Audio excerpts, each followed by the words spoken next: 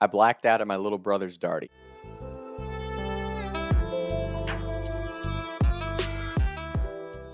This isn't one of those, oh, I black out when I drink. I'm so sick, bro. Like, that's not why I'm telling the story. My little brother is a sophomore down at the University of Kentucky, and he's my best friend. So I'll spend time with my little brother. Anytime he asks me to do something with him, I'll do it. I'll drop everything to hang out with him. That's just how I am with my siblings. He's been telling me, I got to come down for one of these UK Darties, SEC level different, cats by 90. All that type of stuff. He texts me, this is the weekend. He just got his own house off campus. He's feeling himself. I'm in my mid-20s, so my siblings are still in college.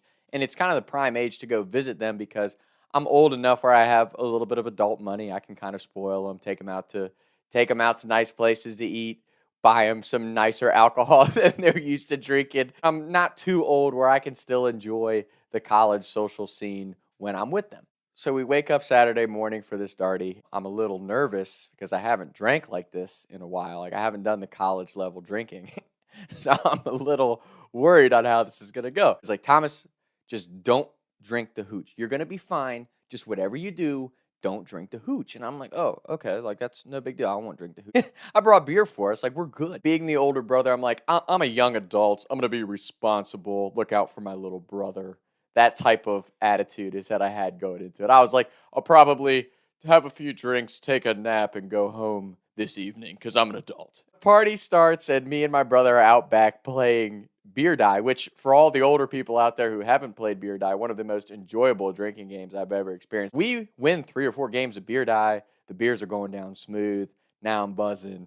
And I'm like, oh, shit, here we go, baby. I'm back. I say to my brother, I'm going to have a cup of hooch because it looks good. Now, granted, I watch these kids make the hooch. My brother's friends are making this hooch, and they're literally like dumping liquor in. Like, does anyone remember the ratio for hooch? Like, they have no idea what they're doing. So I'm sure it's strong as hell, but I'm like, I'm going to try a drink of it. Because I went from young adult to once I started buzzing, I'm like, these college kids think they can drink with me. I'm going to show them. I went to college in Ohio. Proud to be from Ohio, and it's always been Ohio against the world. Midwest, baby, represent. The SEC's got nothing on me. At my first cup of hooch, it's going down pretty smooth, and one of my brother's buddies comes up and he's talking to me. One of my first TikTok followers said he followed me even before he was friends with my brothers. Anytime I meet a fan or a follower out, it's crazy to me because I'm like, I am a kid from Critton in Kentucky who likes telling stories about my family and friends and writing movie scripts. So to have the following that I do in any degree, it's a blessing. And I want to have a positive interaction with every single person who enjoys my content, right? He says, bro, we got to chug a cup of hooch together. I'm like, bet. So here's my second cup of hooch down the hatch. And he's like, bro, every time I see you today, we're chugging a cup of hooch. I'm like, all right, let's do it. And the whole time, my brother's just shaking his head like, what are you doing? Like, don't drink the hooch. I'm like, I'm fine. I'm an adult. I can handle this. Now, my little brother, he's got a brain condition, so he's been having some stuff going on all summer, like health-wise, and we've kind of had to babysit him. So after my 4th glass of hooch, I'm like, you know what? In my head, I'm like, it's his turn to babysit me. I'm going hard today, right? I have my 5th cup of hooch, and I'm talking to people, and I run into the kid who follows me on TikTok in the Darty, and he has me chug another cup of hooch, so now I'm on my 6th cup of hooch, and I'm like, you know, this is going down smooth. I'm just chug this one just for shits and giggles. On my 7th cup of hooch, and I'm like, okay, I think I need to go back to beer. So I'm like, but I already got this cup of hooch. So I chug another cup of hooch, and then I'm going to look for beer. Well, as I go back to look for beer, I start feeling the alcohol. I'm like, oh God, I think I'm going to yak. I think I'm going to puke. So I step out of the backyard of this Darty, and I'm on the side of my brother's house, just got my hand against the house. And then I start thinking, you know, I don't want all my brother's little friends yapping that they're seeing me puke and shit. Like, I'm not taking that from these fucking college kids. I'm out of here. So I start walking down the street, and I'm literally pulling the trigger, puking bright red shit all over the place.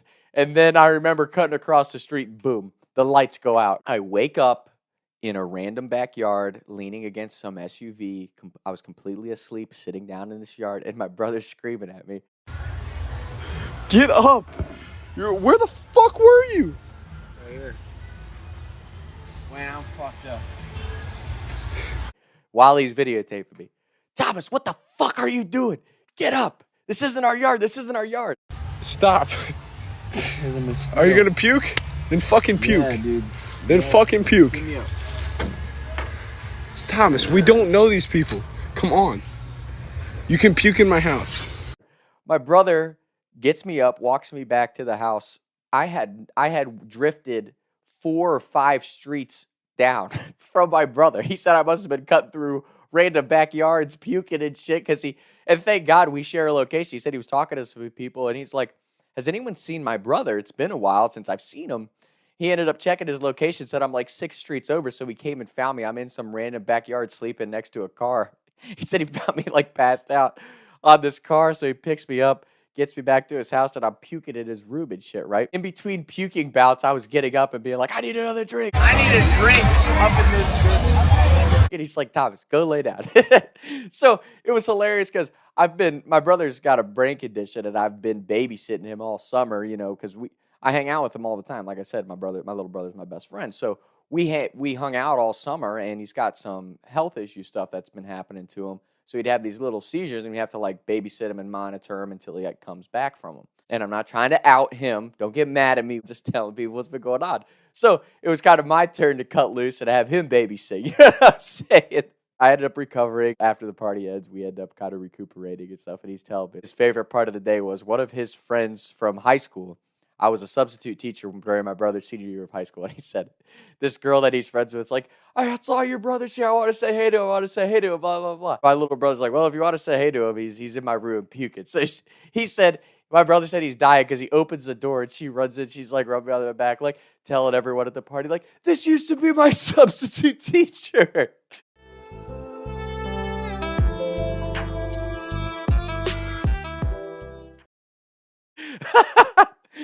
Oh my God, I was dying at that story, and it was a great time. Don't get me wrong, we had an absolute ball together at the Darty until until the lights went out and he had to take care of me or whatever. But I ended up catching a second wind, and I took him out. We went out to the bars together and stuff. So it was a great time with my brother. As I've gotten older, and my friends and family probably don't realize this because they see me cut loose quite often. But I really don't go out and drink that much anymore. I don't socialize and go out. Like, I'm not a big fan of constantly being in the social scene. Don't get me wrong. Like, I love going out. I love going to games, concerts, different events. But what I've realized, for me, it's not about the event. It's not about what I'm doing, where I'm going, what money I'm spending. It's about being with people that I love and care about. Like, I want to be around people who mean a lot to me and the people that reciprocate that. I ain't saying I got anything in life figured out by any means, but I do know I want to spend my time with people I genuinely enjoy and want to be around, and they feel the same way about me. I think that's like the most important thing up to this point in my life that I've learned is like, there's a lot of people that say they're your friends, but their actions and words speak differently, and it's not a jab at anyone. It's just the reality of life is there's not everybody genuinely cares and enjoys your company. And it's nothing intentional. I mean, I've been that person before. But what I've realized is any negativity that I put on somebody else, it's all coming from me. Like, I've got some internal stuff I need to work on, grow, and develop through. And that's all on me. I shouldn't project that negativity onto somebody else. If you have friends, even family members that you feel like kind of, are fake to you or hate on you, like just let it roll off your shoulders and understand that like that's something that they're dealing with and they're projecting it onto you for whatever reason. So don't take it personal. Just for me, I love spending time with my little brother. And like I said, he's going through some shit right now. That's part of life, right? We all go through tough shit. But like, poor kid, he's having these seizures that we think are from vape, but we're not medical experts. So who am I to tell my brother to not live the life the way he wants to live it, right? Luckily, they're not that severe right now. No one really knows where they're coming from. But like for a kid who has a brain condition that he's lived with his whole life, who am I to tell him how he should live his life or what he should be doing? The reason I'm bringing all that up is just to say, we could be dead tomorrow. You could think you got your whole life in front of you and tomorrow could all be over. It's not in our hands. It's out of our control. That's one aspect of life that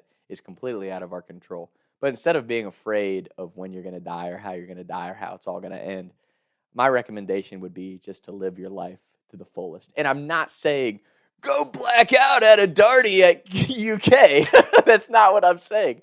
I'm saying make the most of the life that you're able to live right now. Keep developing and working towards being the best version of yourself and that future self that you want to be.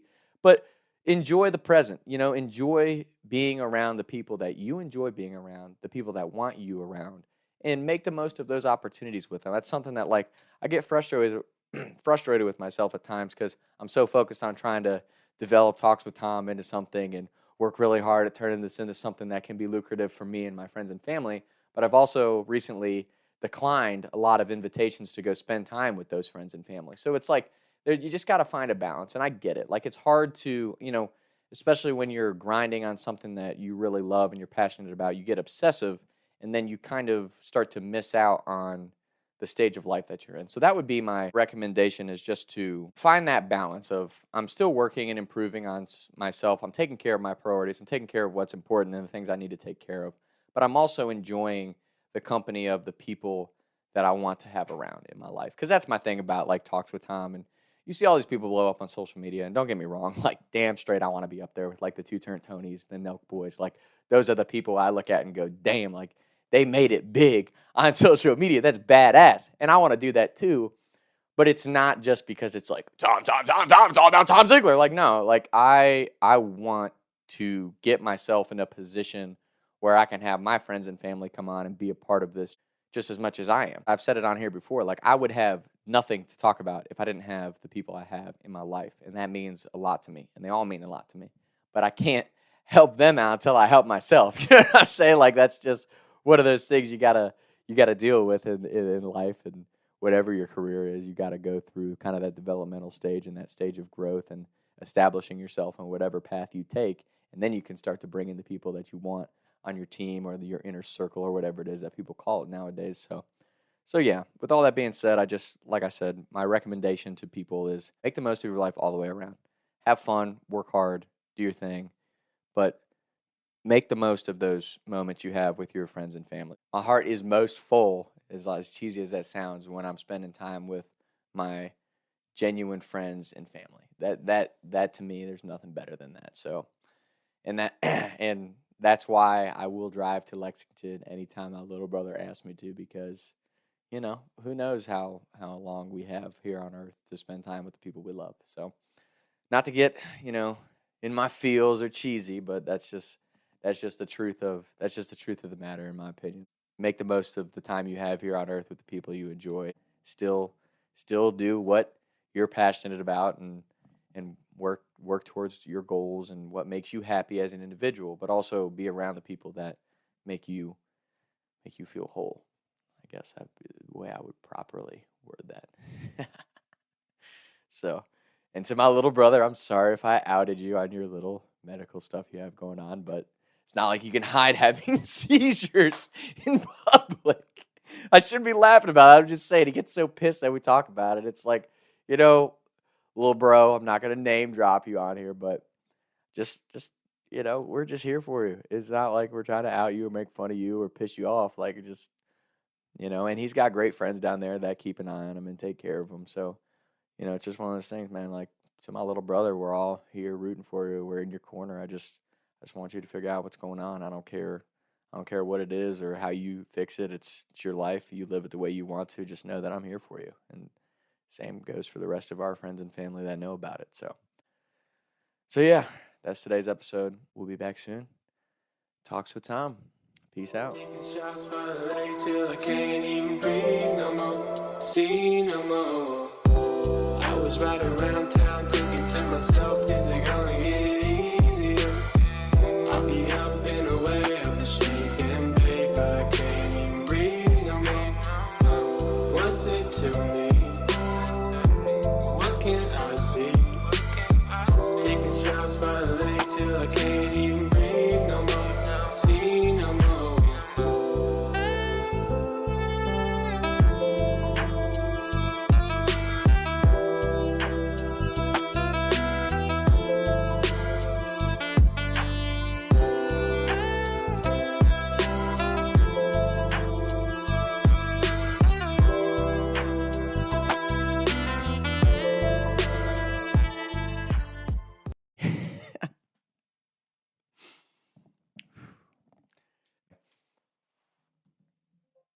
Shit, how long is this one?